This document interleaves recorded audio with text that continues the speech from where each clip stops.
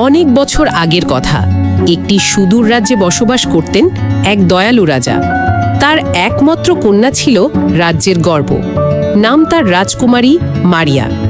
ছিলেন দেখতে অপরূপ সুন্দরী, কিন্তু তার চেয়েও বড় গুণ ছিল তার পরহেজগারি এবং ইসলামের প্রতি গভীর অনুরাগ। রাজ পরিবারে জন্ম হলেও রাজকন্যা কখনো বিলাসিতা ভালোবাসতেন না, বরং তিনি সর্বদা গরিব, মাজলুম আর বৃদ্ধ লোকদের প্রতি সাহায্যের হাত বাড়িয়ে দিতেন। একদিন রাজকন্যা তার বাবাকে বললেন, আব্বা, আমি কাউকে বিয়ে করব না যতক্ষণ না আল্লাহ আমাকে ইশারা দেন। রাজা বললেন, তুমি রাজকন্যা, তোমার জন্য বহু রাজপুত্র প্রস্তাব পাঠাচ্ছে। তাদের মধ্যে অনেকেই যোগ্য, সাহসী এবং ধনী। কিন্তু রাজকন্যা দৃঢ়ভাবে জানিয়ে দিলেন, আমার বিয়ে হবে আল্লাহর সন্তুষ্টির জন্যই, না হলে নয়। একদিন রাজকন্যা রাজপ্রাসাদের বাইরে ঘুরতে বের হলেন। হঠাৎ তিনি দেখলেন এক বৃদ্ধ মানুষ একটি ভাঙা চটের কাঁথা গায়ে জড়িয়ে রাজপ্রাসাদের গেটে দাঁড়িয়ে কাঁপছেন।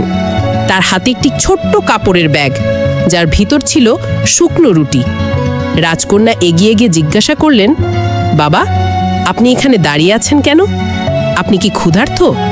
বৃদ্ধ বললেন, না মা, আমি আজ আল্লাহর কাছে শুধু একটি দোয়া করেছি, যেন এই পৃথিবীতে মৃত্যুর আগে একবার কোনো সৎ মানুষের ছায়ায় থাকি।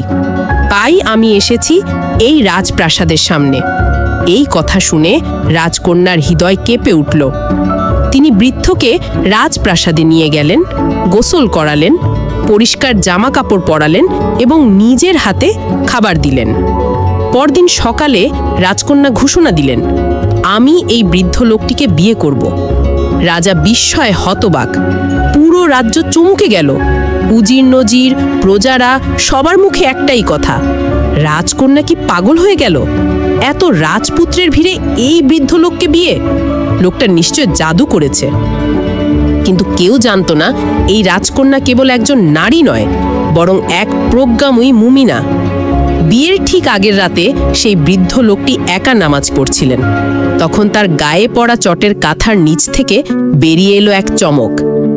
প্রাসাদের প্রহরীরা লক্ষ্য করল, বৃদ্ধ লোকটির মুখে রয়েছে এক আলোক ছটা। পরদিন সকালে রাজকন্যার অনুরোধে তিনি নিজেই তার পরিচয় প্রকাশ করলেন। তিনি ছিলেন এক সময়ের বিখ্যাত আলিম, যিনি হিজরত করে বহু বছর পর এ রাজ্যে ফিরেছেন। তার নাম ছিল শাইখ ইসমাইল, যিনি আল্লাহর রাস্তায় এতটাই মগ্ন ছিলেন যে নিজের চেহারার সৌন্দর্য, বয়স আর ঐশ্বর্যের সব কিছুই ত্যাগ করেছিলেন। রাজকন্যা তার ভিতরের সেই তাকওয়া এবং ইলমকেই হৃদয় দিয়ে গ্রহণ করেছিলেন। রাজ্যবাসী ধীরে ধীরে বুঝতে শিখল, মানুষের বাহ্যিক সৌন্দর্য কিছু নয়, আসল সৌন্দর্য হচ্ছে আখলাক, ইলম এবং তাকওয়া।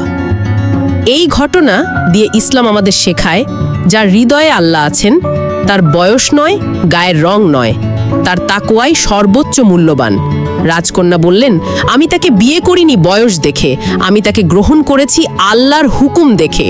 শাইখ ইসমাইল বললেন, তুমি আমার জীবনের শেষ সময়ে যে সম্মান দিলে, কিয়ামতের দিন আমি আল্লাহর কাছে তোমার জন্য সুপারিশ করব।